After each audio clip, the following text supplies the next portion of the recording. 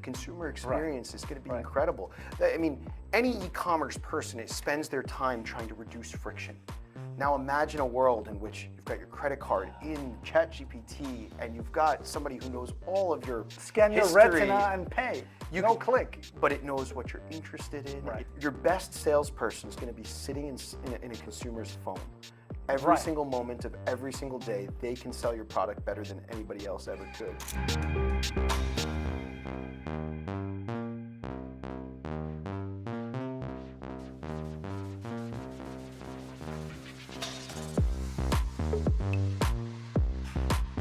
This episode is brought to you by The Lead Summit. It is the only event built specifically for brands. The Lead Summit hosts senior brand innovators across marketing, e-commerce, stores, customer experience, operations, technology, strategy, innovation, and more. Where do you see us as an industry, as a consumer brands, than the food and beverage in terms of maturity? Because you work with different global markets and you involve a lot of cross-functional roles we touched upon. But maturity is still a need problem, or we reached that maturity and now we're looking at different horizons? Maturity is different by market. That is the truth, and it's an incredible thing. I focus on 8 markets that make up the majority of the revenue for my area, and even amongst those 8 top markets, they have wildly different businesses. Right. So if you're thinking about India, which is doing quick com, is the majority of their approach, or US, which is more of a omni-channel plus pure play. Right. I did my QBR with China this morning. China's got a completely... I can tell from the eyes. I'm still a little tired. They're going from a social commerce and last miler kind of approach there is a big one. So I think what's really interesting is that it's different everywhere, and there is not one set of standard that has to work everywhere. So the approach that we take of kind of nurturing the local business to run the way they need to serve the consumers in that market, I think is the right approach. So from a maturity perspective, of course, US is quite a bit ahead from a technology point of view when it comes to retail media and things like this. India is quite far ahead from a delivery perspective. Getting products delivered with under 10 minutes crazy. Is incredible. Gulf region, MENA is also crazy. Yeah. Yeah. And when it comes to China, I think what's going on with Douyin and their social commerce experience is leaps another and solar bounds system. differently. Yeah, right. So it's a little different everywhere, and I think that gaining the nuggets of great information from those places and then deploying it into other markets is the most fun part about my job, is getting to share that type of information with the community. There isn't one leader. Everybody's doing something a little bit better than others, which is great. I posted something else yesterday about traveling so many supermarkets in multiple countries in 45 days this summer because of my travel schedule. Now, when you speak about this maturity, I think that, and this is a really in the moment thought I'm sharing with you, and I want your honest opinion. I think the reason maturity is different from market to market is not because of brands, or it's not because of agencies, not because of data or technology availability. I think because of retailers. Because I think retailers allowing all the other players to flourish and accelerate.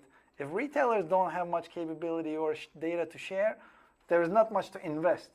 That's what I'm thinking at the moment now. I think it's really fair from a retail media and data perspective, but ultimately at the end of the day, it's the consumer that drives where the retailer goes. So if they don't, somebody else will.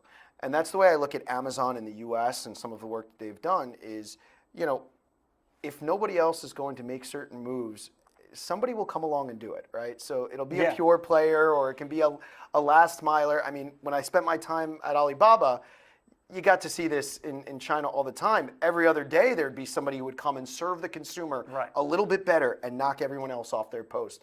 So I think that's the best thing about capitalism, and the beautiful thing is that at the end of the day, the consumer is the leader. They're the ones who are right. But you're right. I think that it makes it easier, or it makes it better or worse for a brand to get to a consumer properly, get the data properly by whoever the retailer might be. I mean, I have a lot of friends operating in different companies, different markets, and most of the time I hear that we want to invest money, but our retailer partner, our marketplace partner cannot drive traffic, cannot drive conversion, so we end up unutilized media dollars, which is a great problem to have. But anyway, but the perfect segue now, I like what you said about if you don't do it, somebody else will come and do it for the consumer. Look It's at the OpenAI. startup mindset for you right there. Exactly. That speaks for itself. Sorry, we cannot contain it much. But look at the agentic commerce now, and look at what the purchasable products on LLMs, what OpenAI did while all the retailers are building their retail media network walled gardens. What are your thoughts about agentic commerce? I know you might be working on something, maybe. I heard from the birds.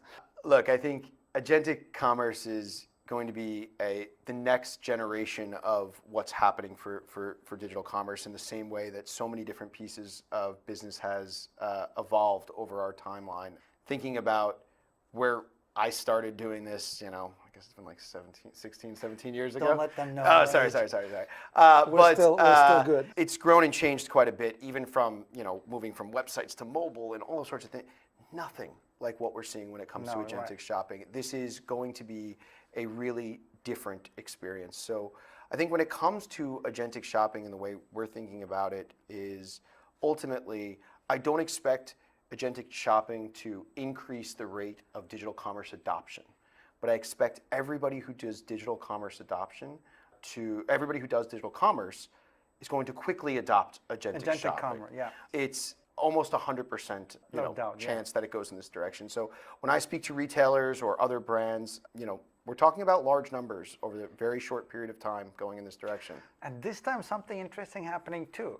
I remember the last decade when we're building all these playbooks, when we're trying to figure out organizational structures, ways of working, it was mostly brands and retailers and agencies.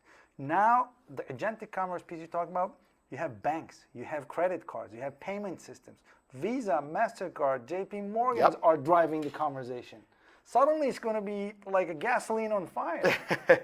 No, but look, I think, again, I hate to keep coming back to this, but the consumer experience is going to be incredible. I mean, any e-commerce person spends their time trying to reduce friction. Now imagine a world in which you've got your credit card in ChatGPT, and you've got somebody who knows all of your Scan history. your retina and pay. Click. But it knows what you're interested in. Right. It knows, every preference that you may have.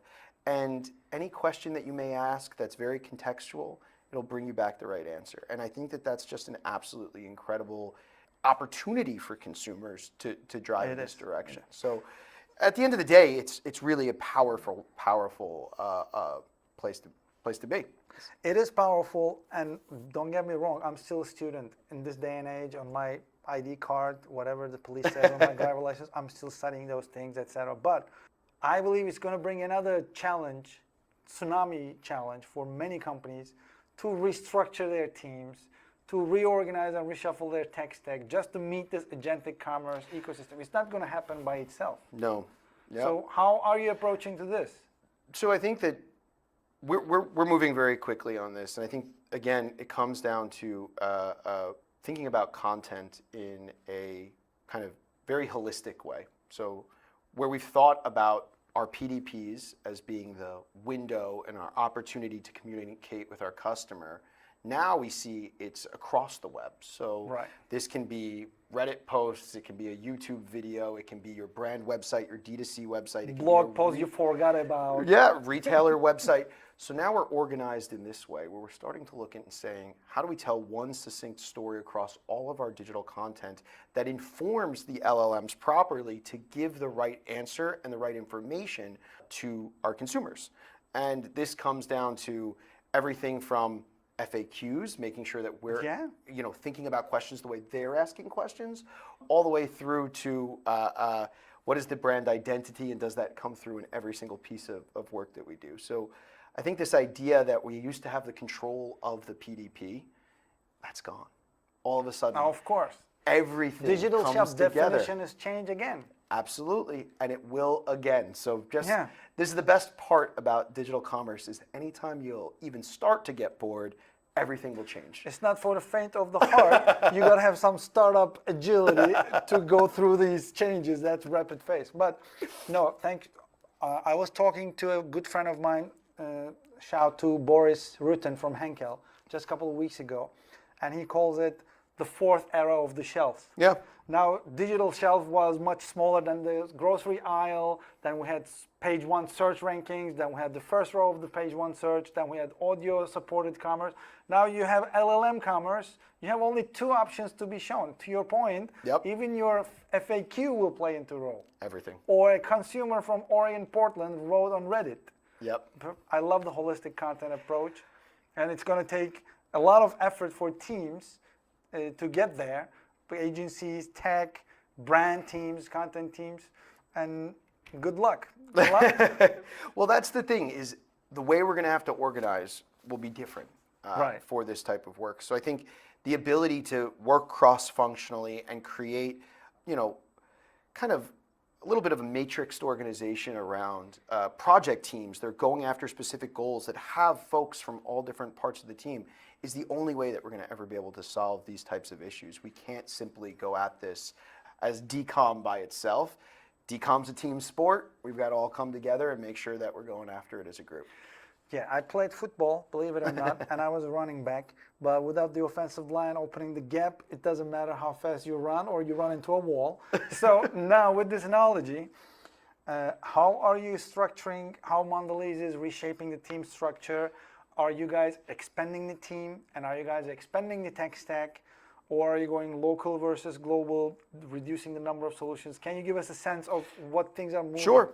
So look, we are local first, but not local only. So we very much believe in a local operating model to make sure that we have the agility to serve our customers and consumers in those markets for what they need very quickly. That will not change. However, there are economies of scale that you can get from doing some work across those cross-border, and of course, sitting in the global seat. That's and that's it helps part to of my have job. a dozen of billion-dollar plus brands on your portfolio. Yeah. That does help. So in terms of the tech stack and the way we're thinking about it is we are absolutely expanding the usage of technology in our business. But in many ways, we're also kind of thinning out how many products we're potentially using in our tech stack and just making things a little more lean, making sure that we're getting all the value we can out of everything, especially as many platforms are adding additional pieces to what they can do. Right. So it's not just a best in breed world anymore. No. Everybody kind of has built out many different opportunities. So that's the way we've kind of approached it. So we absolutely do have some things that work globally, and then localized specific areas that matter and are needed in those particular markets. And then as much as we can thin out the tech stack, make sure that it really provides the right value is incredibly important. But at the end of the day, the business is, more technical today than it was a year ago, and it will be more technical next year than it is today. Okay, I'm going to ask you a personal, fun, and double-edged question. Okay. That's a lot of. Feel free not to That's give a lot. clear answer. All right, But I'll when get you- ready to stick when and you move. talk about these maturity, when you talk about the technology, reformation and everything, adapting to the consumer, what market is the most exciting or more intriguing and challenging to work with? Oof. I mean, like I said, I do have China on my mind just because I just had the call this morning. No, look, I find Asia to be the most interesting. I think India is an incredibly interesting business to see just the speed and the economics that they've kind of powered out of these quick comm players is really great. When it comes to China, though, you have a little bit of everything, and it is And the one most ecosystem. Oh yeah, it's the most complex market Right. to operate in, of course. And I think there's just some nostalgia from my Alibaba days, and also just understanding, it's a little different than the U.S., so maybe I'm a little Right. jaded. But of course, U.S. is our biggest digital commerce business. It is the most sophisticated in many ways, especially under data usage and things like this. So I'm gonna have to say China. India, China. Okay, you're I'm gonna go picking one? China. Okay. I'm gonna go China. Red glove. Hopefully, everybody else. Sorry, guys, for the decom team. I apologize. China is light years ahead in many categories, in many businesses, but as long as we can learn and adopt, that's a gold mine. When I was there in 2017, it's a while back now, watching live shopping out in the middle of the streets, you're going, what is happening? I had no idea what was going on. Light years ahead. Light years ahead. Yes, yeah. But it's nice to be on that kind of fast car once in a while. Oh yeah. Oh yeah. Always fun. I love a fast Now, car. are you a Lord of the Rings fan? Yes. Okay, Yeah. now I want you to bring out your Palantir, Okay. take the cloth away, and look at the future for us, okay? Very specific reference Right. for the podcast. Okay. Gandalf the Grey or whoever is your favorite character. Okay. Now, usually I might have asked this question, what do you see on the horizon? But I want to twist the question a little bit. Okay. And I want to say, as a market industry expert or seasoned professional, what do you want to see? What do you demand from our industry? You answer it which way you like. Okay. What's going to happen next 5 years? Look, I think, what do I want to see? I think I love digital commerce. It's just such a fun place to be. I have a passion for it. It really is a great place to work. I'm glad I'm not in any other part of any business. I think decom not being a sidecar and being kind of the main dish of what we're trying to accomplish at any business is extremely important. And as it becomes a bigger element of the growth of every organization, they'll have no choice to kind of go into this direction. So that's kind of what I expect to see, is digital commerce to be well integrated into every piece of every organization kind of going forward. And not just the current track record that's going to bring us there. When we come back to agentic, I mean, your best salesperson is going to be sitting in a consumer's phone. Every single moment of every single day, they can sell your product better than anybody else ever could. That's a very, very powerful and interesting thing to start to think about. That's the real hockey stick we can really see on the charts.